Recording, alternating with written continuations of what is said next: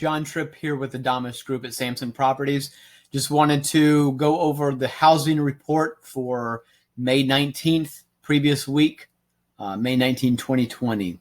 So let me flip over to my screen here. A couple of numbers I wanted to highlight here. Between coming soon, new actives, back to actives, price decrease, and price increase, you've got a total of 1,038 properties that are somehow on the market that are available to consumers. If you look at the 389 and the 526 that are under contract, pending, unavailable to consumers, you're at 915 properties in the Northern Virginia market. If you look at the combined closed, temp off market, withdrawn, canceled, or expired, you are at 1,708 properties in the Northern Virginia market that have now come off the market, no longer available. Pretty interesting contrasts as you see these throughout the weeks. You see how this kind of ebbs and flows.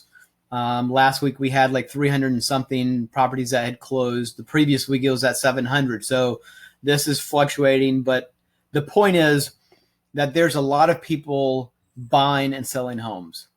The market has not stopped. It has not stalled. It is still moving forward. And one thing that I wanted to call out, with the 1,708 that are no longer on the market, obviously 500 so that have closed, that means you have a lot of properties that were withdrawn, were expired. Is it possible that some of those properties, maybe because of the coronavirus and what we're seeing, where companies are saying, my employees are able to do their work remotely, maybe we should look at remote programs, as I had a customer tell me just last night.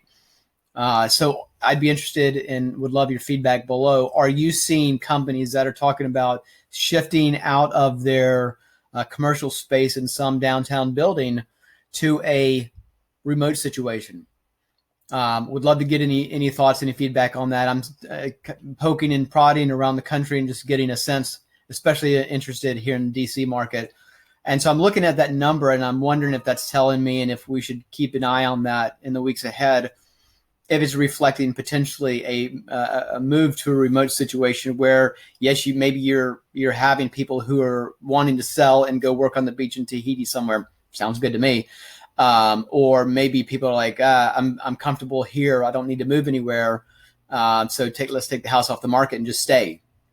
That may be what you're seeing with that part of the numbers, the close, withdrawns, expired, etc. So that's the housing market. A lot of activity. Again, the market has not slowed significantly. It's slowed just slightly, but not. My experience has been very active, and the people, the buyers who are out looking are serious buyers. And I tell this to my clients who are competing against those folks, because if you're out looking, it's usually not, oh, hey, I have nothing to do, let's just go look at houses. Sure, there's plenty of people who don't have anything to do because of the restriction on movement to some degree. But the people who are out are serious buyers. So sellers, we already have a tight inventory as it is, but that's good news for you, because if you have somebody coming to your property, it usually means that they're a serious or more serious buyer than the looky-loos out for a Sunday drive. So enough of me. That's your housing report. Love to hear your comments, your thoughts, your feedback. Hit me up below in the comments, and let's talk. All the best.